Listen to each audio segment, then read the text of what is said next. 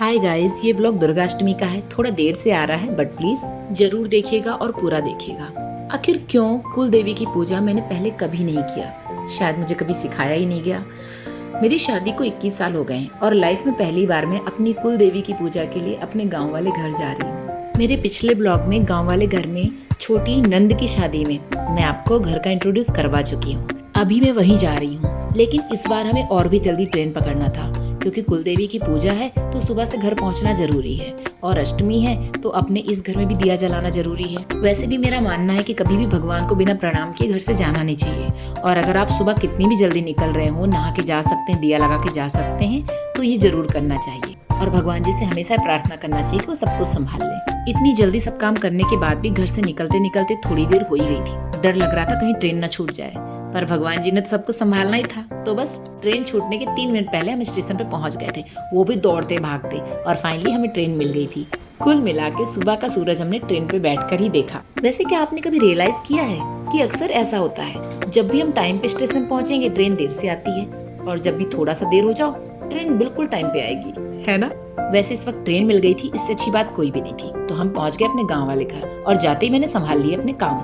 कोई त्योहार हो, पूजा हो तो काम तो बढ़ ही जाता है, और खासतौर से तब जब घर कच्चा हो। चाची 3 बजे से उठी हुई है और बहुत सारा काम निपटाने के बाद भी थोड़ा बहुत एरिया लीपने के लिए बच गया है, तो मैंने संभाल लिया किचन का काम। वैसे तो किचन का काम करना हमारे लिए कोई नई बात नहीं है, पर मेरे लिए यहाँ पे बहुत नई बात ये थी कि मैं सारा काम चूल्हे में करने वाली थी। मैंने आलू उबालने चढ़ा दिए थे, चावल धो के भिगो लिया था, सारी तैयारी कर रही थी क्योंकि मुझे बनाना था छोला, पूरी और खीर। वैसे तो मुझे सच में खुद पे यकीन नहीं आ रहा था कि मैं चूल्हे में काम कर रही हूँ, पर पता नहीं देवी माता की कृपा थी, मैं काम भी कर रही थी और मुझसे सब कुछ बन भी रहा था। और मेरे पतिदेव मेरा मजाक भी उड़ा रहे थे, वो कह रहे थे सर पे पल्लू रखो, घूंघट रख के बनाओ खाना, जिसके लिए मैंने नहीं साफ पूरा मना आया कर दिया। नीचे तक। बकवास मत करो मेरे से। अब आप ही बताओ, घूंघट करके अगर खाना बनाएंगे तो खाना दिखाई कैसे देगा, और खाम का साड़ी में आग लग गई तो और बवाल हो जाएगा। और चूंकि मुझे चूल्हे में काम करने की आदत नहीं है तो और भी संभल के काम करना बहुत जरूरी था।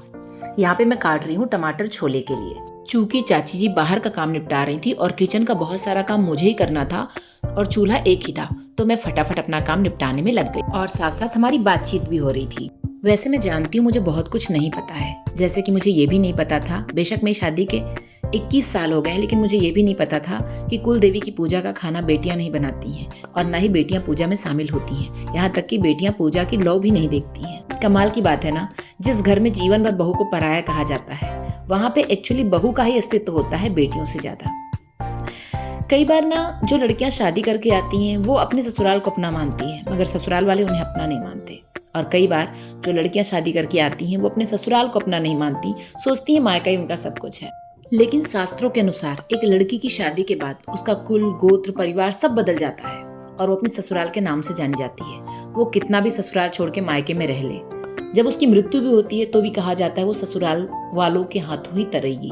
मतलब उसका पति, उसका बेटा ही उसे तारता है। उसके मायके वाले, चाहे उसका भाई उससे कितना भी लगाव रखे, माँ बाप कितना भी लगाव रखे, वो उसे नहीं तार सकते। वैसे भी सनातन धर्म में बेटियों से ज्यादा बहुओं को अपने घर का माना गया है, पर कुछ बहुएं कभी ससुराल को अपना नहीं मान पाती और कुछ ससुराल कभी बहुओं को अपना नहीं मानते। कई बार माँ बेटी का मोह इतना होता है कि माँ बेटी से उसका ससुराल छोड़ा देती है और घर पे ही लाकर रख लेती है। उसे नागवार गुजरता है कि उसकी बेटी ससुराल में रह के घर का काम करे, और अगली जो लड़की वो बहू बनाकर लेकर आई है उसे कभी अपना नहीं मानती और उसे जीवन भर उम्मीद करती है उसके घर का काम भी करे पर अपनेपन की उम्मीद ना करे।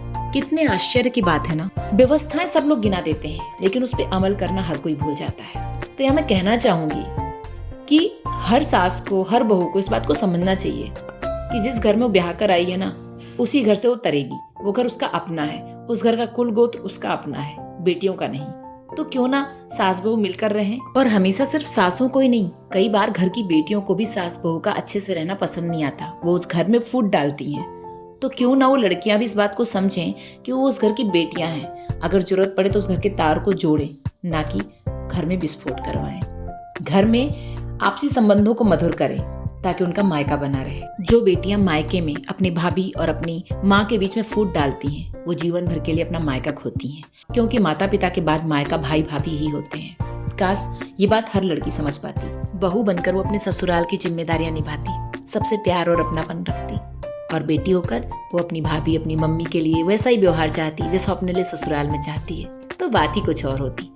वैसे ऐसा नहीं है कि हर लड़की बुरी है, बहुत सी लड़कियां बहुत अच्छी बहू और बहुत अच्छी बेटी हैं। पर जहाँ कहानी में कुछ ट्विस्ट है, जैसे मेरी कहानी, जहाँ 21 साल से मुझे पता ही नहीं कि कुलदेवी की पूजा कैसे होती, क्या होता है। इसके पीछे वजह इतनी है कि मेरे घर में बहू से ज्यादा बेटियों का मान है। बहू को हमेशा पराये घर से आया हुआ कहा गया, उसे कभी उस तरह से अपनाया ही नहीं गया, तो उसे कैसे कोई ऐसी बातें सिखाते जो परिवार से रिलेटेड है।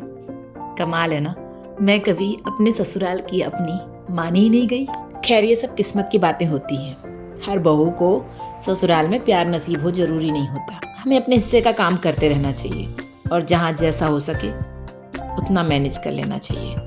हो सकता है कि एक वक्त के बाद हम उन चीज़ों में सर्वाइव ना कर सकें, तब बहुत ज़रूरी हो जाता है कोई ऐसा डिसीजन लेना जिससे घर में शांति बनी रहे। मैंने जो खराब दिन देखे, मैं कभी नहीं चाहती किसी बहू को नसीब हो। मेरी हमेशा भगवान से प्रार्थना रही है कि भगवान जी ना हर घर को एक अच्छी समझदार बहू दें और हर बहू को एक समझदार सास। मीन्स बहू ससुराल को और ससुराल बहू को पराया ना समझे। वैसे यहाँ पे हमारी पूड़ी बन चुकी हैं और हम जा रहे हैं पूजा की तैयारी देखने। पूजा की तैयारी मेरे देवर और मेरे हस्बैंड कर रहे हैं। तो अब हम मिलते हैं ब्रेक के बाद। मुझे पूजा में शामिल होना है तो कपड़े बदलने हैं। तो पूजन और भोजन के बाद मैं आपको मिलवाती हूँ अपनी नंदों से। मैं पहली बार गाँव अपनी सबसे छोटी नंद की शादी में ही आई थी। ये वही नंद है। इनसे मिलकर मुझे कभी लगा ही नहीं कि मैं पहली बार मिली हूँ। और आज मैं आई हूँ ये जान के इनके घर की पूजा खत्म होने के बाद ये फौरन मुझसे मिलने चली आई। मुझे सच में एक अलग ही प्यार और अपनापन इस घर में आने के बाद अपनी नंदों से मिला है। वैसे मेरी सभी नंदे अच्छी हैं, पर शिवानी से एक अलग ही लगाव हो गया है। और यहाँ पे हम नंद भाभियों की हंसी मस्ती ठिठोली और वीडियो बनाने को देख के चाची सोच रही है लोग कर क्या रहे हैं। बहुत मजा आया, बहुत अच्छा लगा जितना भी वक्त यहाँ गुजारा। फाइनली ट्रेन का टाइम हो रहा है और हमें जाना अपने घर। तो यहाँ पे हमारी प्यारी नंद हमारे साथ बना रही है रील और सच में बहुत अच्छा लग रहा था जितना भी टाइम यहाँ पे स्पेंड किया। लेकिन अब ट्रेन तो पकड़नी है, घर तो जाना है। तो हो लिए हम गाँव से विदा और चल पड़े जबलपुर की तरफ। तो आ चुकी हमारी ट्रेन। करते हैं व्लॉग यहीं पर खत्म। Bye bye.